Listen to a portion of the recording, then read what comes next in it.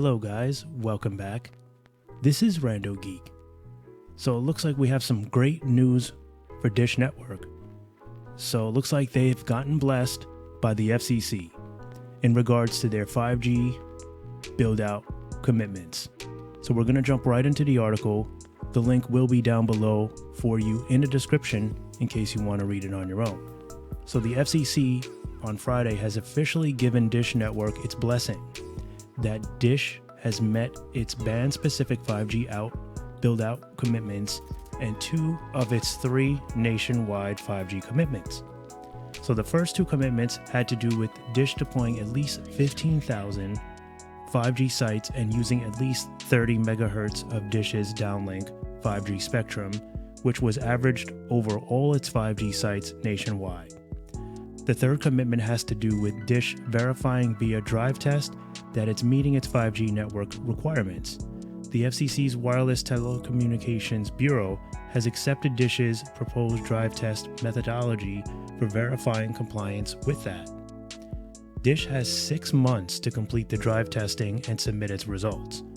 The goal of the test is to reflect the actual user experience using Dish spectrum, where at least 70% of the US population has access to average download speeds of 35 megabytes or greater.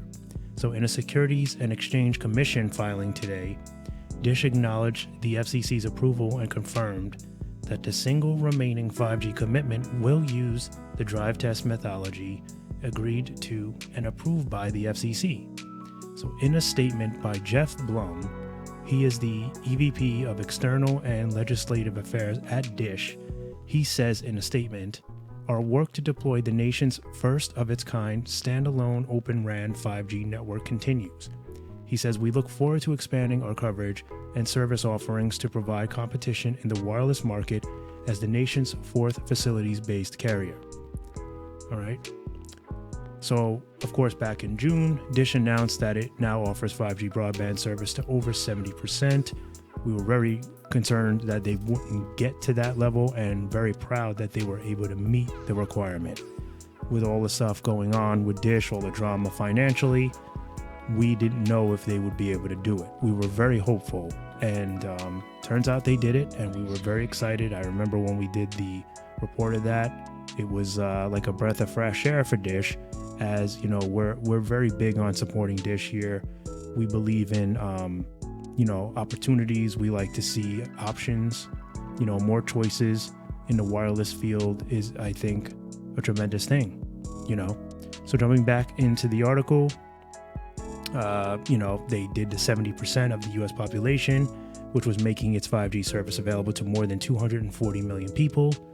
They did so with a 5G standalone network based on open radio access, which is the RAN technology.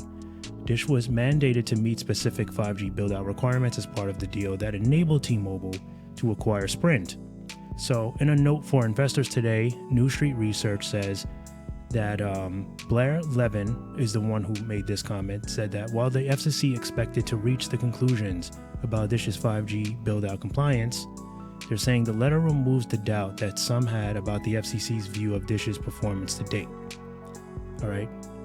Looks like they further said that it clarifies and in our mind makes more likely that Dish is likely to achieve and the FCC is likely to bless Dish's achievements of that third commitment. Noting that Dish is further committed to additional 2025 targets related to specific bands. So we know about, Dish's finances haven't been all that great, but a lot of stuff going on recently, all right, where, Dish has, of course, been selling the Boost Infinite plans on Amazon. They've been doing, the merger with EcoStar. So they're definitely not, they're not laying down. They've definitely been, doing their best to try to stay in the game, stay relevant. It's all about getting income, so it's been very hard for them to do. But, if they could, accomplish that, that would be really all they need at this point. All right. So now we know that they says that Dish's ability to fund themselves through mid 2026 is controversial. One of the things that Jonathan Chaplin he said that, they're going to need some time. All right. He's saying they're going to need some time, but he's pointing out that, there was a report last month that says, with a tendency by investors to underestimate the savings from transitioning traffic from the MVNOs to Dish's own network. He's saying that the NSR estimates Dish could move 70% of Boost's traffic onto its own network. That would save them $1.2 billion annually. They are saying that Dish needs to get Apple certification in order to capture these savings, which it did on September 12th, they're saying, laying the foundation for a more promising outcome. All right. We also have that Dish did their first commercial. All right. By Grain New York began airing Thursday night on football, which was September 21st, right? So the first in a series of spots airing throughout the fall and winter for Boost Infinite. So good news there.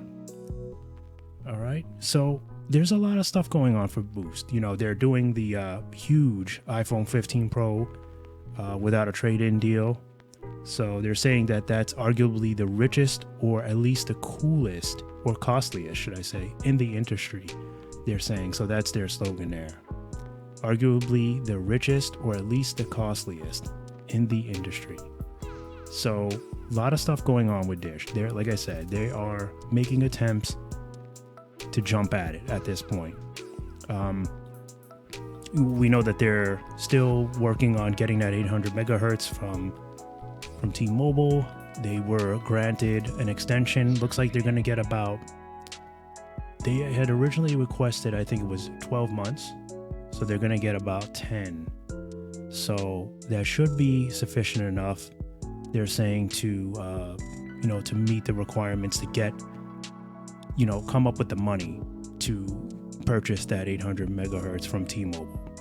All right. So if they're able to do that, along with everything else that's been going on, we might see some success from Dish.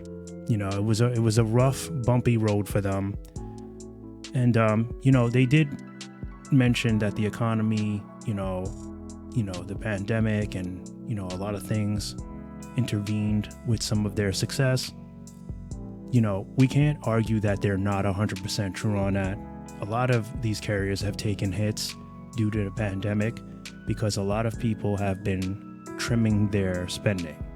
All right, so they're not entirely wrong on that. Has Dish made some mistakes? Most certainly. I hope that they have learned from some of these mistakes. I hope that they will approach things differently. I think the merger with EchoStar will help. I think selling on Amazon has probably already helped them.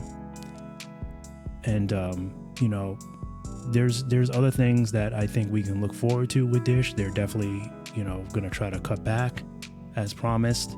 So we'll see. That's all we can do, guys. Is all we can do is see. But I'm in support of Dish. Looks like they're rolling out more native too. So a lot of people are starting to say that they're starting to get that native.